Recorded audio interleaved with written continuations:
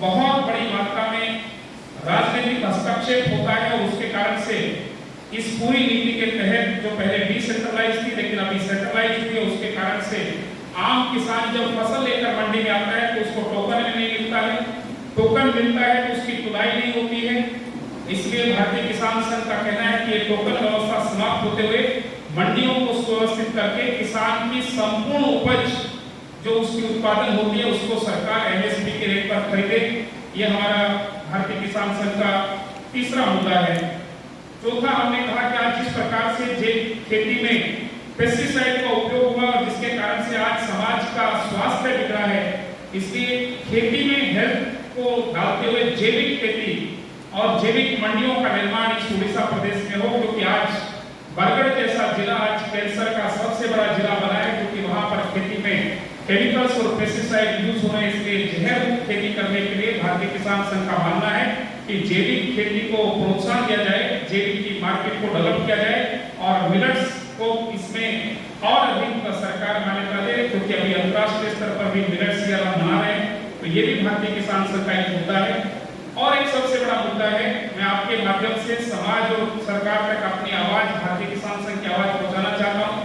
पूरे देश में भूमि के बारे में, उसके सेटलमेंट के बारे में सभी सरकारों ने निर्णय लिया है, लेकिन आज भी अगर आप में से भी कोई किसान परिवार से संबंध रखते हैं तो आपकी जो जमीन है वो आपके दादा परदादा के नाम पर है, आपकी उस जमीन का कोई सेटलमेंट आपके पास नहीं है। इसलिए अपनी जमीन होते हुए भी कोई भी आज का नौजवान उस जमीन पर ना लोन ले सकता है, ना उद्योग लगा सकता है, ना उसको मालिकाना हक दिखा सकता है। इसलिए हमारा एक बहुत महत्वपूर्ण मुद्दा इस समावेश में और पूरा किसानों के बीच में हम लेकर जाएंगे कि उड़ीसा सरकार ये लैंड सेटलमेंट जो आज के नौजवानों को बहुत प्रकार की सुविधा उससे मिल सकती है, और आज उड़ीसा के लाखों लोग बेरोजगार होकर के गुजरात और देश के अन्य प्रांतों में जा रहे, उसको उड़ीसा के बीच में वापस लाया जा सकता है। इसलिए ये लैंड सेटलमेंट का एक बहुत बड़ा मुद्दा, ये भी भारतीय किसान संघ के समावेश का प्रमुख मुद्दा है। कभी उड़ीसा प्रदेश पटसन और चीनी में बहुत महत्वपूर्ण भूमिका निभाता था, लेकिन आज इस प्रदेश में शुगर मिल हो, आज इस प्रदेश के कोल्ड स्टोरेज हो, या इस प्रदेश में आज कॉटन मिल हो, सरकार की दूरदर्शी नीति के कारण और ब्यूरोक्रेट्स के बढ़ते प्रभाव के कारण से इस प्रदेश में आज ये सभी प्रकार के मिल बंद है, जिसके कारण से और कई सारे ऐसे शुगर के जो किसान है वो माइग्रेट हो गए।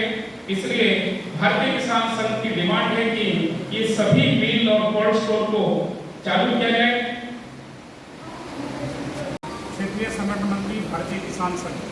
सर, क्यों आपने जो गर्जन समावेश करेंगे, क्यों करेंगे?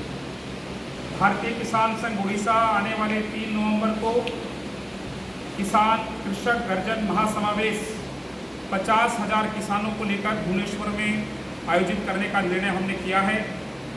भारतीय किसान संघ का मानना है कि पिछले अनेक वर्षों से उड़ीसा प्रदेश के किसान की दयनीय स्थिति बनी है, चाहे वो किसान के बोनस का विषय हो, किसान की खरीद के लिए मिलने वाला टोकन का मुद्दा हो, सिंचाई का मुद्दा हो, या किसानों के लिए और बहुत सारे ऐसे जो मुद्दे हैं जो आज उसके लिए आत्महत्या करने तक के लिए उड़ीसा का किसान मजबूर हो रहा है। ऐसे तमाम मुद्दों को लेकर भारतीय किसान संघ ने संघर्ष का शंखनाद किया है। हम राज्य सरकार को चेताना चाहते हैं कि किसानों की समस्याओं का शीघ्र समाधान करें, क्योंकि किसान इस देश की रीढ़ है, प्रदेश की रीढ़ है। अगर उड़ीसा को हमको आत्मनिर्भर करना है तो चास और चासी के उत्थान के बिना ये संभव नहीं है। इसलिए भारतीय किसान संघ ये तमाम मुद्दों को लेकर आज राज्य सरकार से आह्वान करने के लिए 3 नवंबर को इस महासमावेश के माध्यम से भुवनेश्वर में आने वाली है। कितने लोग इसमें शामिल कर रहे हैं? हम 21 सितंबर को भगवान बलराम की जयंती है, कृषक देवता भगवान बलराम को आदर्श मानकर हम 10 लाख उड़ीसा के किसानों का हस्ताक्षर अभियान का श्रीगण 21 सितंबर को करेंगे, और उसके बाद संपूर्ण उड़ीसा प्रदेश में भगवान बलराम रथ यात्राओं के माध्यम से चासी से संवाद संपर्क करते हुए, कथा वार्ता करते हुए 50,000 किसानों को हम 3 नवंबर को उड़ीसा में आहूत कर रहे हैं, और ये संघर्ष अपने परिणाम तक जारी रहेगा। सिर्फ समावेश करेंगे और किसी को घेरना भी? भारतीय किसान संघ एक रचनात्मक संगठन है, गैर राजनीतिक संगठन है। हम इस शक्ति का प्रदर्शन इसलिए करना चाहते हैं कि सरकार तक किसानों की आवाज़ पहुँचे। हमारा आंदोलन किसी भी सरकार या सत्ता के विरोध में नहीं है, हमारा आंदोलन किसानों की बात को सत्ता तक पहुंचाने का है। इसलिए समावेश उस दिन केवल अपनी आवाज़ को सत्ता तक पहुंचाना है।